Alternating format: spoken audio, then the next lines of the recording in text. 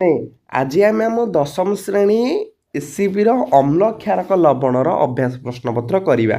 ବୁଝିଲା ତ?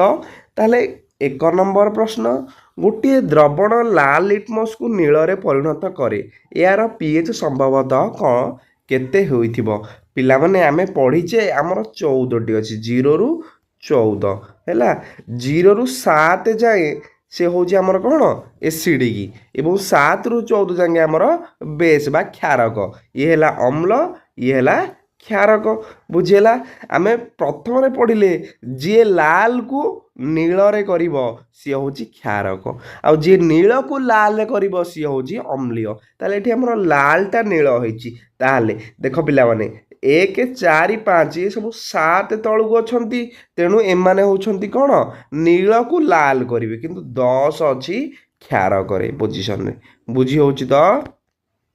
2 ନମ୍ବର ପ୍ରଶ୍ନ, ଗୋଟିଏ ଦ୍ରବଣ ଅଣ୍ଡା ଏହା ଚୂନ ପାଣିକୁ ଦୁଗ୍ଧ ଖୋଳପା ଖଣ୍ଡ ଗୁଡ଼ିକ ସହିତ ରାସାୟନିକ ପ୍ରତିକ୍ରିୟା କରି ଗ୍ୟାସ୍ ଉତ୍ପନ୍ନ କରିଦିଏ।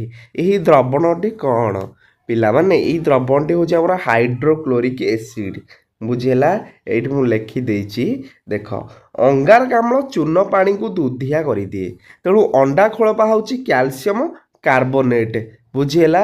ସିଏ ଯେତେବେଳେ ଆମର ହାଇଡ୍ରୋକ୍ଲୋରିକ୍ ଏସିଡ୍ ସହିତ ରିଆକ୍ସନ୍ କରିବ ଆମର କ୍ୟାଲସିୟମ କ୍ଲୋରାଇଡ୍, ତେଣୁ ଏଇଥିରେ ଦ୍ରବଣ ଯେମିତି ହେଲେ ହାଇଡ୍ରୋକ୍ଲୋରିକ୍ ଏସିଡ୍ ଦରକାର। 3 ନମ୍ବର ପ୍ରଶ୍ନ ପିଲାମାନେ, 10 ମିଲିଲିଟର NaOHର ଏକ ଦ୍ରବଣ 8 ମିଲିଲିଟର ପରିମାଣର ଦିଆଯାଇଥିବା ଏକ HCl ଦ୍ରବଣ ଦ୍ୱାରା ସମ୍ପୂର୍ଣ୍ଣ ଭାବେ ପ୍ରଶମିତ ହୋଇଯାଏ। 20 ମିଲିଲିଟର ପରିମାଣର ସେହି NaOH ଦ୍ରବଣକୁ ସମ୍ପୂର୍ଣ୍ଣ ଭାବରେ ପ୍ରଶମିତ କରିବା ପାଇଁ ଆବଶ୍ୟକ ପଡ଼ୁଥିବା ଉକ୍ତ HCl ଦ୍ରବଣର ପରିମାଣ କେତେ ହେବ? ପିଲାମାନେ ଏଇଟା ଆମର 16 ମିଲିଲିଟର ହେବ। କେମିତି ହେଲା ଦେଖ ପିଲାମାନେ, ଆମର ସୋଡ଼ିୟମ ହାଇଡ୍ରୋକ୍ସାଇଡ୍ HCl ରିଆକ୍ସନ୍ କଲା, ତିଆରି ହେଲା ଆମର ସୋଡ଼ିୟମ କ୍ଲୋରାଇଡ୍ ଲବଣ ପ୍ଲସ୍ ଜଳ ହେଲା। ତାହେଲେ ସେ ଦେଇଛି ଆମକୁ 10 ମିଲିଲିଟର NaOHରେ 8 ମିଲିଲିଟର HCl, ତାହେଲେ 20 ମିଲିଲିଟର NaOHରେ ଦେଖ 10ରେ ଆମର 8, ତାହେଲେ 1ରେ କେତେ ହେବ 8/10, 20ରେ କେତେ ହେବ 8/10 ଗୁଣନ 20 ହେଲା। 10 20 କାଟିଲେ 2, 8 2 ହେଲା 16 ମିଲିଲିଟର HCl। 4 ନମ୍ବର ପ୍ରଶ୍ନ, ନିମ୍ନଲିଖିତ ଔଷଧ ଗୁଡ଼ିକ ମଧ୍ୟରୁ କେଉଁଟି ଅଜିନ ରୋଗକୁ ଚିକିତ୍ସା କରିବା ପାଇଁ ବ୍ୟବହାର କରାଯାଏ? ଇଏ ହେଲା ଆମର ପ୍ରତି ଅମ୍ଳ। 5 ନମ୍ବର, ରାସାୟନିକ ପ୍ରତିକ୍ରିୟା ପାଇଁ ଶବ୍ଦ ସମୀକରଣ ଏବଂ ତାପରେ ସମତୁଲ ସମୀକରଣ ଲେଖ। ତାହେଲେ ପିଲାମାନେ ପ୍ରଥମେ ଆମକୁ ଦେଇଛି ଲଘୁ ସଲଫ୍ୟୁରିକ୍ ଏସିଡ୍ ଜିଙ୍କ କଣିକା ଗୁଡ଼ିକ ସହିତ ପ୍ରତିକ୍ରିୟା କରେ।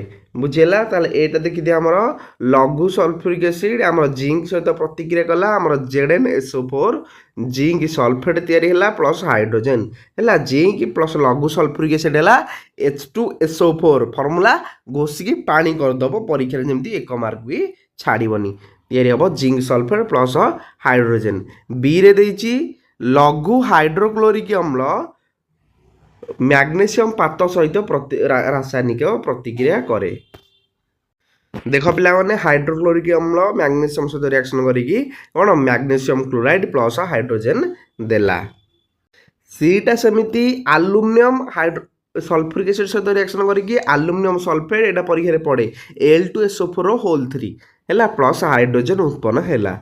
ଡିରେ ସେମିତି ଲୁହା ଗଣ୍ଡ ହେଲା ଆମର ଆଇରନ୍ Fe ହେଲା ହାଇଡ୍ରୋକ୍ଲୋରିକ୍ ଏସିଡ୍ ସହିତ ରିଆକ୍ସନ୍ କରିକି ferric chloride FeCl3 plus hydrogen ଉତ୍ପନ୍ନ ହେଲା। 6 ନମ୍ବର ପ୍ରଶ୍ନ ପିଲାମାନେ, ଆଲକୋହଲ ଏବଂ ଗ୍ଲୁକୋଜ୍, ଏଇଟା ଗ୍ଲୁକୋଜ୍ ଭଳି ଯୌଗିକ ଗୁଡ଼ିକରେ ମଧ୍ୟ ହାଇଡ୍ରୋଜେନ୍ ଅଛି, କିନ୍ତୁ ସେଗୁଡ଼ିକୁ ଅମ୍ଳର ଶ୍ରେଣୀଭୁକ୍ତ କରାଯାଇ ନାହିଁ। ଏହାକୁ ପ୍ରମାଣ କରିବା ପାଇଁ ଏକ ତୁମ ପାଇଁ କାମ ପରୀକ୍ଷା ବର୍ଣ୍ଣନା କର। ବୁଝିଲା? ପିଲାମାନେ glucose, alcohol, hydrochloric acid, sulphuric acid ଆମେ ଇତ୍ୟାଦି ଦ୍ରବଣ ନେବା। ଗୋଟିଏ ଠିପିରେ 2ଟି କଣ୍ଟା ଲଗାଇ ତାକୁ 100 ମିଲିଲିଟର ବିକର ମଧ୍ୟରେ ହେଲା ସୁଇଚ୍ ଦେଇ ସେଥିରେ ଆମେ କ'ଣ କରିବା ଭଳି ଗୋଟିଏ ବଲ୍ବ ଗୋଟିଏ ସୁଇଚ୍ ମଧ୍ୟ ଦେଇ 6 ଭୋଲ୍ଟ ବ୍ୟାଟେରୀ 2 ବିପରୀତ ଅଗ୍ର ସହିତ ସଂଯୁକ୍ତ କରିବା। ବୁଝିଲା? ଏଇଠି ଯେମିତି ଚିତ୍ର କରାହେଇଛି, ଏଇଟା ମଧ୍ୟ ବହିରେ ଦେଇଦେଇଛି, ତୁମେ ଏଇଟା କରିବ। ବୁଝିଲା? ଏଠାରେ କିଛି ନାହିଁ ଆମର ଏଇ ଦ୍ରବଣରୁ ହେଲା। ଆମେ ଦେଖିବା ଯେ 2ଟି ଯାକ କ୍ଷେତ୍ରରେ କ'ଣ ବଲ୍ବ ଜଳିବ ନାହିଁ। ବୁଝିଲା ଏଇ ଉଦାହରଣଟା ତୁମେ ଲେଖିବ ଦୁଇଟି ଯାକ କ୍ଷେତ୍ରରେ ବଲ୍ବ ଜଳିବ ନାହିଁ ହେଲା। ଆଉ ଦେଖିବ ଅମ୍ଳର ଜଳରେ କ'ଣ ଦ୍ରବଣ ବିଦ୍ୟୁତ ପରିବହନ କରେ ହେଲା। ଲାଷ୍ଟକୁ ଲେଖିବ ଏଇ ପରୀକ୍ଷାରୁ ଆମେ ଜାଣିଲେ ଯେ ଉଭୟ ଆଲକୋହଲ ଗ୍ଲୁକୋଜ ଦ୍ରବଣ ବିଦ୍ୟୁତ ପରିବହନ କରେ ନାହିଁ କାରଣ ଆଲକୋହଲ ଗ୍ଲୁକୋଜ ସହ ସଂଯୋଜ୍ୟ ଯୌଗିକ ହୋଇଥିବାରୁ ଜଳୀୟ ଦ୍ରବଣରେ ବିୟୋଜିତ ହୁଅନ୍ତି ନାହିଁ। ଆଲକୋହଲ ଗ୍ଲୁକୋଜ ହାଇଡ୍ରୋଜେନ ଧାରଣ କରିଥିଲେ ମଧ୍ୟ ସେଗୁଡ଼ିକ ଜଳୀୟ ଦ୍ରବଣରେ ଅମ୍ଳୀୟ ଗୁଣ ଦେଖାନ୍ତି ନାହିଁ। ବୁଝିଲା ତ। ନେକ୍ସଟ 7 ନମ୍ବର ପାତିତ ଜଳ ବିଦ୍ୟୁତ ପରିବହନ କରିପାରେ ନାହିଁ କିନ୍ତୁ ବର୍ଷା ଜଳ ତାହା କରିପାରେ କାହିଁକି? ପିଲାମାନେ ଅମ୍ଳୀୟ ଦ୍ରବଣ କ୍ଷାରୀୟ ଦ୍ରବଣ ଲବଣ ମିଶ୍ରିତ ଜଳ ବିଦ୍ୟୁତ ପରିବହନ କରିଥାଏ। ବୁଝିଲା ପାତିତ ଜଳ ଅମ୍ଳୀୟ କିମ୍ବା କ୍ଷାରୀୟ ନୁହେଁ କିମ୍ବା ଏଥିରେ କୌଣସି ଲବଣ ମିଶି ନାହିଁ। ଏହା ନିଜେ ବିଶ୍ଳେଷିତ ହୋଇପାରେ ନାହିଁ କିମ୍ବା ଏଥିରେ କୌଣସି ଲବଣର ଆୟନ ନଥିବାରୁ ଏହା ବିଦ୍ୟୁତ ପରିବହନ କରିପାରେ ନାହିଁ। ବୁଝିଲା ତ। ଜଣେ ଯଦି ଅମ୍ଳୀୟ ଦ୍ରବଣ କ୍ଷାରୀୟ ଦ୍ରବଣ କିମ୍ବା କ'ଣ ଲବଣ ମିଶ୍ରିତ ହେଇଛି ସେ ଦ୍ରବଣରେ ଯଦି ତାହେଲେ ସେ ବିଦ୍ୟୁତ ପରିବହନ କରିପାରିବ ନହେଲେ ବିଦ୍ୟୁତ ପରିବହନ କରିପାରିବ ନାହିଁ। କିନ୍ତୁ ବର୍ଷା ଜଳରେ ବାୟୁମଣ୍ଡଳୀୟ ଅଙ୍ଗାରକାମ୍ଳ ନାଇଟ୍ରୋଜେନ ଡାଇଅକ୍ସାଇଡ ସଲଫର ଡାଇଅକ୍ସାଇଡ ଆଦି ଗ୍ୟାସ୍ ସହ ମିଶି ଯଥାକ୍ରମେ କାର୍ବୋନିକ ଅମ୍ଳ ନାଇଟ୍ରିକ ଅମ୍ଳ ଓ ସଲଫରିକ ଅମ୍ଳ ସୃଷ୍ଟି କରେ। ବିଦ୍ୟୁତ ଲବଣ ଦ୍ରବୀଭୂତ ହୋଇ ରହିଥିବାରୁ ଏହା ବିଘଟିତ ହୋଇ ଆୟନ ଦେଇଥାଏ ତେଣୁ ଏହା ବିଦ୍ୟୁତ ପରିବହନ କରିଥାଏ। 8 ନମ୍ବର ପ୍ରଶ୍ନ ଅମ୍ଳ ଗୁଡ଼ିକ ଜଳ ଅନୁପସ୍ଥିତିରେ କାହିଁକି ଅମ୍ଳୀୟ ପ୍ରକୃତି ପ୍ରଦର୍ଶନ କରନ୍ତି ନାହିଁ? ପିଲାମାନେ ଅମ୍ଳ ଗୁଡ଼ିକ ଜଳର ଉପସ୍ଥିତିରେ ବିଘଟିତ ହୋଇ H+ ଆୟନ ଦିଅନ୍ତି।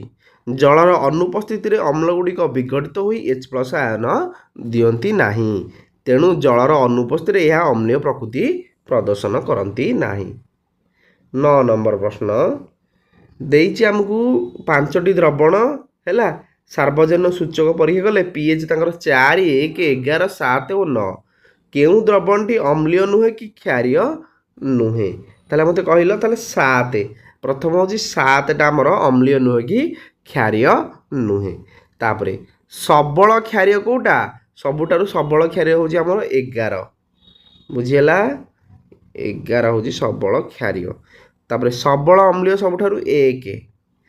ତାପରେ ଦୁର୍ବଳ ଅମ୍ଳୀୟ କେଉଁଟା? ଦୁର୍ବଳ ଅମ୍ଳୀୟ ଆମର ହେଇଯିବ କ'ଣ 4 ଏବଂ ଦୁର୍ବଳ କ୍ଷାରୀୟ ହେଉଛି ଆମର 9। ଏଠି ଆମର ଦଶା ଦିଆଯାଇଛି ହେଲା। 10 ନମ୍ବର ପ୍ରଶ୍ନ ସମାନ ଲମ୍ବ ବିଶିଷ୍ଟ ମ୍ୟାଗ୍ନେସିୟମ ପାତ ପରୀକ୍ଷା ନଳୀ A ଓ Bରେ ଦିଆଯାଇଛି।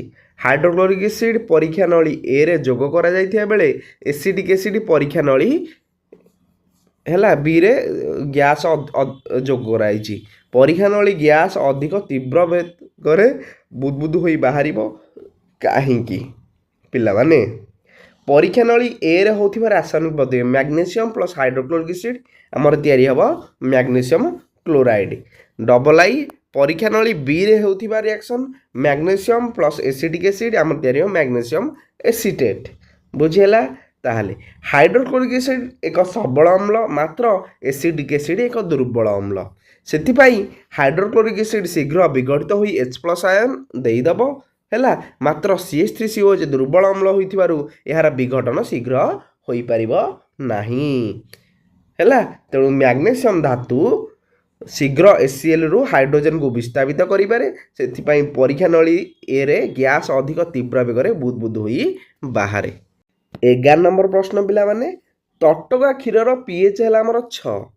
ଏହା ଦହିରେ ପରିଣତ ହେଉଥିବା ବେଳେ ଏହାର pH କିପରି ବଦଳୁଥିବ ବୋଲି ତମେ ଭାବୁଛ? ଉତ୍ତର ବୁଝାଇ ଲେଖ। ପିଲାମାନେ ଦହି ହେଉଛି ଆମର ଏକ ଏସିଡ୍ ହେଲା। ଏହାର ନାମ ଲାକ୍ଟିକ୍ ଏସିଡ୍। ଲାକ୍ଟୋବାସିଲସ୍ ନାମକ ଅଣୁଜୀବ ଦ୍ୱାରା ଦୁଧ ଦହିରେ ପରିଣତ ହୋଇଥାଏ। ତଟକା କ୍ଷୀରର pH ହେଉଛି ଆମର 6। ଏହା ଦହିରେ ପରିଣତ ହେଉଥିବା ବେଳେ ଏହାର pH ନିଶ୍ଚିତ ଭାବରେ ଜମୁଥିବ ହେଲା। ଅମ୍ଳର pH 7ରୁ କମ୍ ହୋଇଥାଏ କାରଣ କ୍ଷୀର ଅପେକ୍ଷା ଦହି ଅଧିକ ଅମ୍ଳୀୟ ଏହା ଅମ୍ଳରେ ପରିଣତ ହୋଇଥାଏ। 12 ନମ୍ବର ପ୍ରଶ୍ନ ଜଣେ କ୍ଷୀରବାଲା ତଟକା କ୍ଷୀରରେ ଖୁବ୍ କମ୍ ପରିମାଣର ଖାଇବା ସୋଡ଼ା ମିଶାଏ, ତାହେଲେ ସେ କାହିଁକି ତଟକା କ୍ଷୀରର ପିଏଚ୍ 6ରୁ ସାମାନ୍ୟ କ୍ଷାରୀୟ ଅବସ୍ଥାକୁ ପରିବର୍ତ୍ତନ କରିଦିଏ? କାହିଁକି? ଏବଂ ବିରେ ପଚାରିଲା ଏହି କ୍ଷୀର ଦହିରେ ପରିଣତ ହେବା ପାଇଁ କାହିଁକି ଅଧିକ ସମୟ ନିଏ? ପିଲାମାନେ, ଖାଇବା ସୋଡ଼ାର ରାସାୟନିକ ନାମ ହେଉଛି ସୋଡ଼ିୟମ୍ ବାଇକାର୍ବୋନେଟ୍ NaHCO3। ପରୀକ୍ଷାରେ ପଡ଼ିବ। ଧାତବ ଲବଣ ଗୁଡ଼ିକ ସାଧାରଣତଃ ଆମର କ୍ଷାରୀୟ ହୋଇଥାନ୍ତି। ହେଲା, ତଟକା କ୍ଷୀରରେ ଯଦି ସାମାନ୍ୟ ଖାଇବା ସୋଡ଼ା ମିଶାଇବା ତାହା ସାମାନ୍ୟ କ୍ଷାରୀୟକୁ ପରିବର୍ତ୍ତିତ ହୋଇଥିବ। ଏହା ଫଳରେ କ୍ଷୀର ସହଜରେ ଛିଣ୍ଡି ନାହିଁ କିମ୍ବା ନଷ୍ଟ ହୁଏ ନାହିଁ। ଏବଂ ବିରେ ଦହି ଏକ ଏସିଡ୍ ଯାହାକି ଏକ ଜୈବିକ ଅମ୍ଳ। ଏହାର ପିଏଚ୍ ତଟକା କ୍ଷୀରର ପିଏଚ୍ ଠାରୁ ଯଥେଷ୍ଟ କମ୍। ଲାକ୍ଟୋବାସିଲସ୍ ନାମକ ଅଣୁଜୀବ ଦ୍ୱାରା ତଟକା କ୍ଷୀର ଦହିକୁ ପରିବର୍ତ୍ତନ ହୋଇଥାଏ। ଏହା ଫଳରେ ସୃଷ୍ଟି ହେଉଥିବା ଲାକ୍ଟିକ୍ ଏସିଡ୍ ବେକିଂ ସୋଡ଼ା ସହ ରାସାୟନିକ ପ୍ରତିକ୍ରିୟା କରିଥାଏ। ତେଣୁ କ୍ଷୀର ଦହିରେ ପରିଣତ ପାଇଁ ଅଧିକ ସମୟ ଲାଗିଥାଏ। ତାପରେ 13 ନମ୍ବର ପ୍ରଶ୍ନ, ପ୍ଲାଷ୍ଟର ଅଫ୍ ପ୍ୟାରିସକୁ ଏକ ଆର୍ଦ୍ରତା ପ୍ରତିରୋଧର ପାତ୍ରରେ ରଖିବା ଉଚିତ, କାହିଁକି ବୁଝାଇ ଲେଖ। ପିଲାମାନେ, ପ୍ଲାଷ୍ଟର ଅଫ୍ ପ୍ୟାରିସ ଫର୍ମୁଲା ପରୀକ୍ଷାରେ ବହୁତ ଥର ଆସିଛି CaSO4 ½ ସିଏ ଯେତେବେଳେ ଜଳ ସଂସ୍ପର୍ଶରେ ଆସିବ ଆମର ଜିପ୍ସମରେ ପରିଣତ ହେବ CaSO4 2H2O ହେଲା ଏବଂ କଠିନ ହେଇଯିବ। ସେଥିପାଇଁ ପ୍ଲାଷ୍ଟର ଅଫ୍ ପ୍ୟାରିସକୁ ଆର୍ଦ୍ରତା ପ୍ରତିରୋଧରେ ପାତ୍ରରେ ରଖିବା ଉଚିତ, କାରଣ ସିଏ କଠିନ ନ ହେବା ପାଇଁ। 14 ନମ୍ବର ପ୍ରଶ୍ନ ପିଲାମାନେ ଆମ ପାଇଁ, ପ୍ରଶମନୀକରଣ ରାସାୟନିକ ପ୍ରତିକ୍ରିୟା କ'ଣ? 2ଟି ଉଦାହରଣ ଦିଅ। ଯେଉଁ ପ୍ରତିକ୍ରିୟାରେ ଅମ୍ଳ କ୍ଷାରକ ସହ ପ୍ରତିକ୍ରିୟା କରି ଲବଣ ଓ ଜଳ ସୃଷ୍ଟି କରେ ତାହାକୁ ଆମେ ପ୍ରଶମନୀକରଣ କହିବା। ବୁଝିହେଲା? ତାହେଲେ ହାଇଡ୍ରୋକ୍ଲୋରିକ୍ ଏସିଡ୍ ଗୋଟେ ଅମ୍ଳ, ସୋଡ଼ିୟମ୍ ହାଇଡ୍ରୋକ୍ସାଇଡ୍ ଗୋଟେ କ୍ଷାର, ଇଏ ଯେତେବେଳେ ରିଆକ୍ସନ୍ କରି ଗୋଟେ ଲବଣ ସୋଡ଼ିୟମ୍ କ୍ଲୋରାଇଡ୍ ତିଆରି ହେଲା ତାହେଲେ ତାକୁ ଆମେ ପ୍ରଶମନୀକରଣ ପ୍ରତିକ୍ରିୟା ବୋଲି କହିବା। ବୁଝିପାରୁଛ କି ନାହିଁ ମୋତେ କୁହ, ପରୀକ୍ଷାରେ ଲେଖିପାରିବ କି ନାହିଁ? 15 ନମ୍ବର, ଧୋଇବା ସୋଡ଼ା ଓ ଖାଇବା ସୋଡ଼ାର 2ଟି ଲେଖାଏଁ ଉଦାହରଣ ଦିଅ।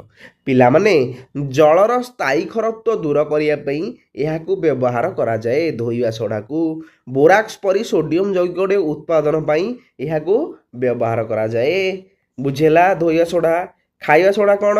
ଖାଇବା ସୋଡ଼ା ହେଉଛି ଆମର ସୋଡ଼ିୟମ୍ ବାଇକାର୍ବୋନେଟ୍ ପଢ଼ିଲେ NaHCO3 ଉତ୍ତପ୍ତ ଅବସ୍ଥାରେ ବିଘଟିତ ହୋଇ କାର୍ବନ ଡାଇଅକ୍ସାଇଡ୍ ବୁଦବୁଦ ଆକାରରେ ଛାଡ଼େ। ପାଉରୁଟି, କେକ୍, ବିସ୍କୁଟ୍ ଆଦିକୁ ଫୁଲାଇ ଦେଇ ନରମ କରିଦେଇଥାଏ। ଡବଲ୍ ଆଇରେ କ'ଣ?